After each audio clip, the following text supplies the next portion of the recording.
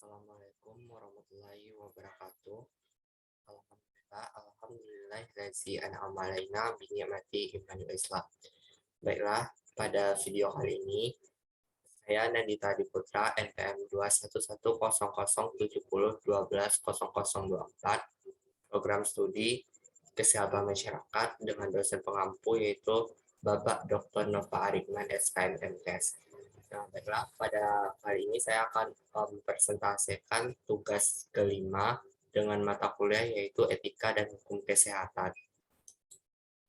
Nah, baik, langsung masuk ke topik bahasan yang pertama yaitu profesi dokter.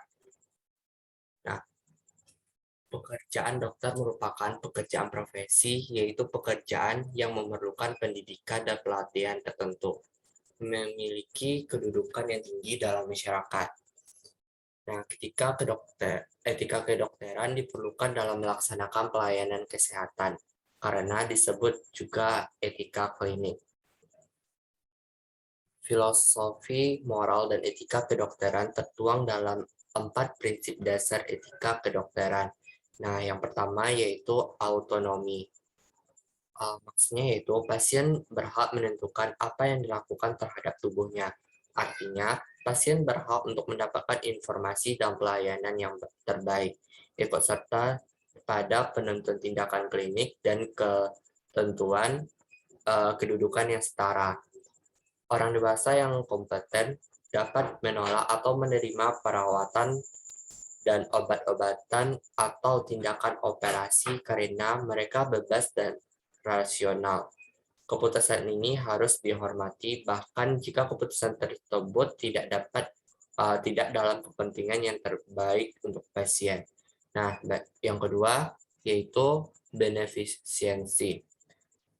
Maksudnya adalah semua penyedia layanan kesehatan harus berusaha untuk meningkatkan kesehatan pasien dengan melakukan yang paling baik untuk pasien dalam setiap situasi, walaupun apa yang baik untuk satu pasien mungkin tidak baik bagi pasien yang lainnya, sehingga setiap situasi harus dipertimbangkan secara individual.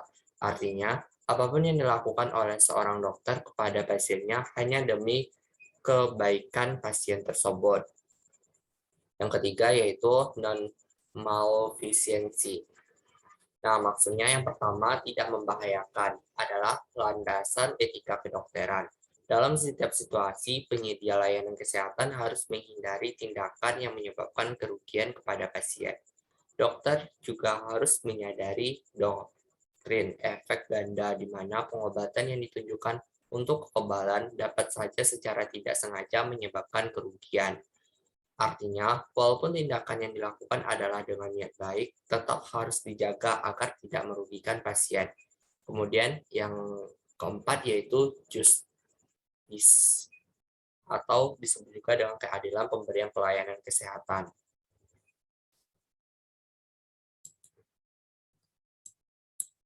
Baik, selanjutnya yaitu etika profesi kedokteran.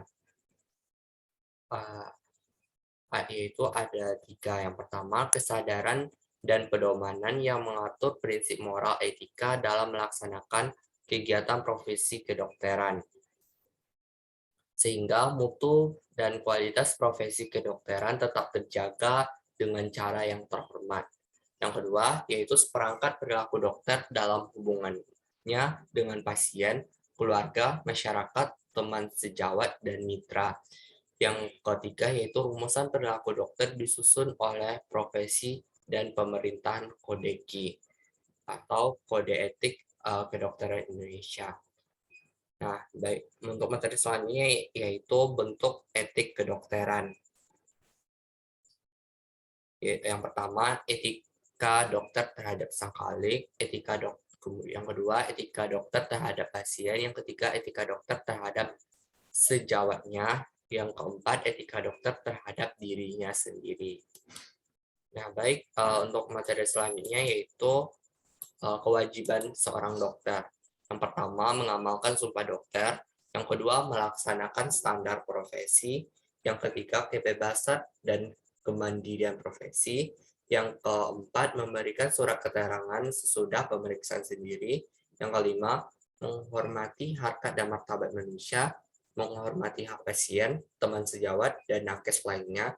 Yang keenam, jujur terhadap pasien dan sejawat.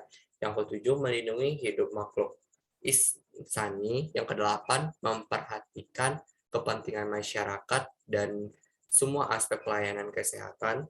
Yang kesembilan, tulus dan ikhlas menerapkan ilmu merujuk bila tak mampu.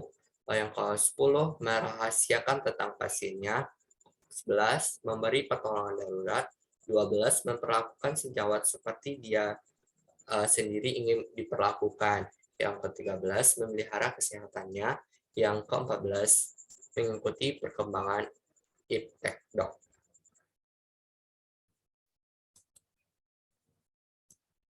Nah, baik, materi selanjutnya yaitu profesi dokter gigi.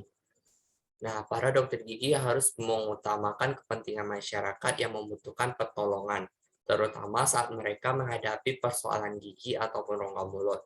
Sebagai profesi dokter gigi harus terarah pada fungsinya sebagai pelayanan masyarakat, kendati pun banyak godaan dan tekanan yang dihadapi, khususnya sejak menempuh pendidikan hingga masa praktik yang telah mengiring untuk menempuh jalan pragmatis bisnisnya.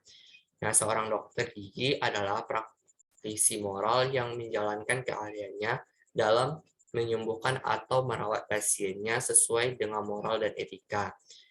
Beberapa kewajiban etika dalam profesi dokter gigi. Nah, pertama, dokter gigi wajib menghormati hak pasien untuk menentukan pilihan perawatan dan rahasianya.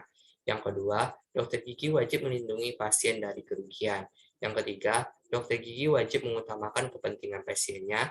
Yang keempat, dokter gigi Indonesia merupakan memperlakukan pasien dengan rasa hormat dan penuh keadilan.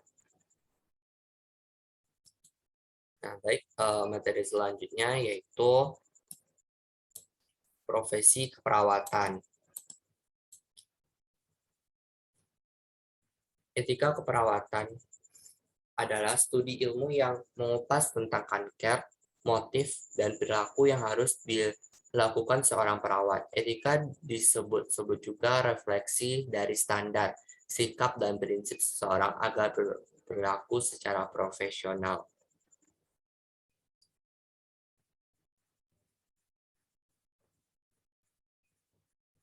Prinsip etik keperawatan ada 8. Yang pertama, otonomi. Nah, otonomi itu ialah setiap individu memiliki hak asasi dan memiliki hak untuk berpendapat. Tentu saja mereka pun akhirnya memiliki prinsip, teori dan cara berpikir yang berbeda, di mana teori yang mereka miliki akan mempengaruhi sebuah keputusan. Jadi, seorang perawat dituntut untuk bisa menerapkan hak kemandirian dan kebebasan terhadap orang lain dan tidak menuntut atau membeda-bedakan dengan orang lain.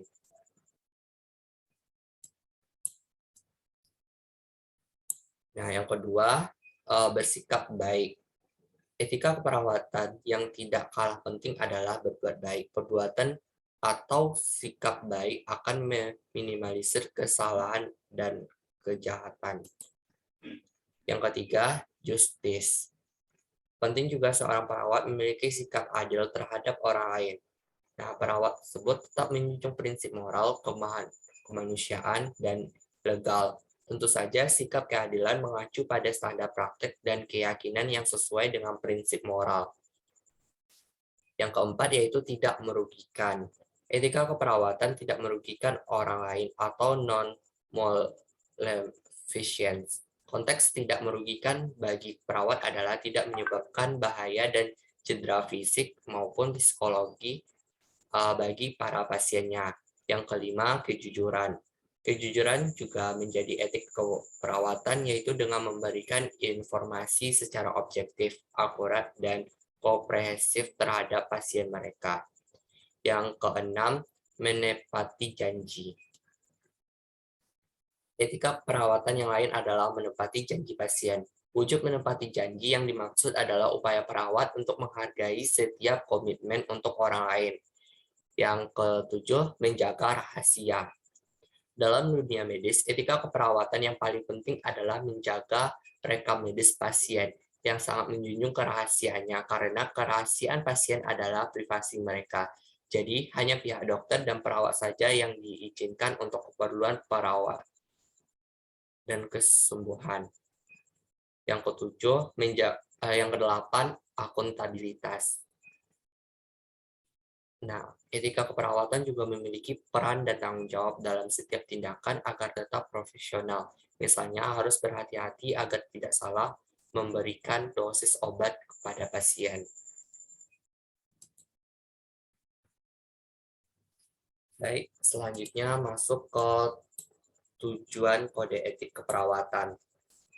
Yang pertama, itu membantu pasien atau individu atau kelompok masyarakat tetap mandiri. Yang kedua, membantu klien menangani penyakitnya. Yang ketiga, mengajak pasien, individu, maupun kelompok masyarakat berpartisipasi dalam bidang kesehatan. Yang keempat, membantu pasien yang meninggal dengan tenang. Yang kelima, mengajak memelihara kesehatan dan mengembangkan potensi kesehatan.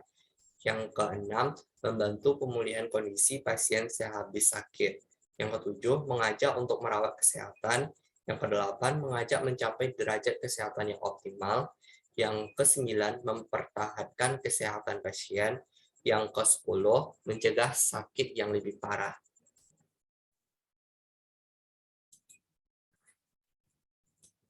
Materi selanjutnya yaitu profesi kebidanan.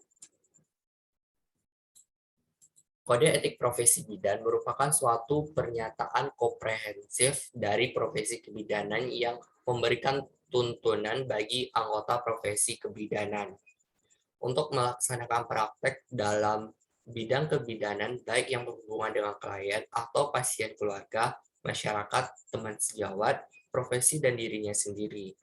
Setiap bidan dalam menjalankan tugasnya harus mendahulukan kepentingan klien, menghormati nilai-nilai bersatu di masyarakat, yaitu yang bagian A-nya, kepentingan klien berada di atas kepentingan sendiri maupun kelompok.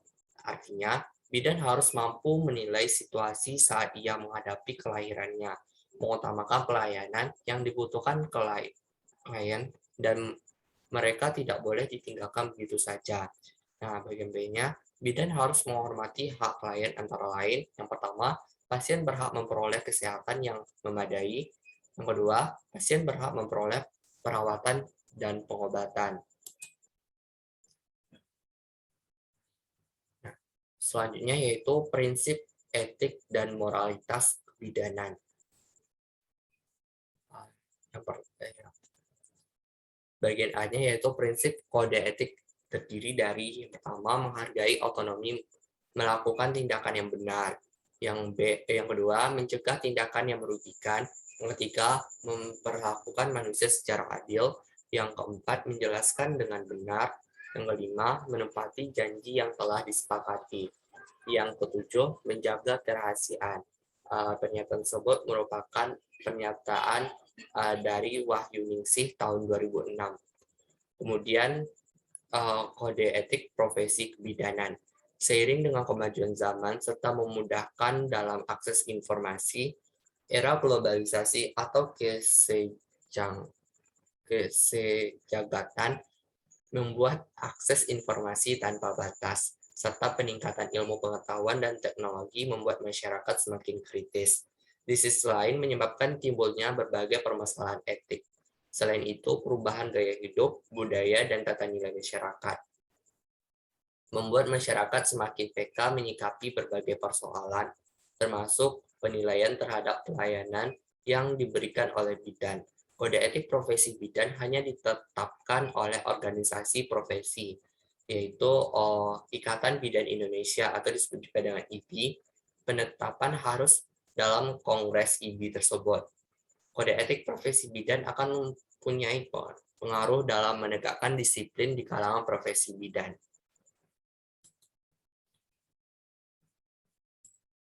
Nah, kemudian yaitu profesi kesehatan masyarakat. Etika kesehatan masyarakat adalah suatu tatanan moral berdasarkan sistem nilai yang berlaku secara universal. dalam eksistensi mencegah perkembangan risiko pada individu, kelompok, dan masyarakat yang mengakibatkan penderitaan sakit dan kecacatan, serta meningkatkan keberdayaan masyarakat untuk hidup sehat dan sejahtera. Kemudian prinsip biotik kesehatan masyarakat. Yang pertama, memberi manfaat bagi manusia atau beneficence. Yang kedua, tidak melakukan perbuatan atau tindakan yang berburuk manusia atau disebut juga dengan non-maleficence. Yang ketiga, respect atau menghormati manusia dan bertindak adil atau disebut juga dengan justice. Nah, baiklah, itulah materi pembahasan dari saya. Apabila ada kesalahan, tolong dimaafkan. Terima kasih atas waktu dan perhatiannya. Saya akhiri dengan Assalamualaikum warahmatullahi wabarakatuh.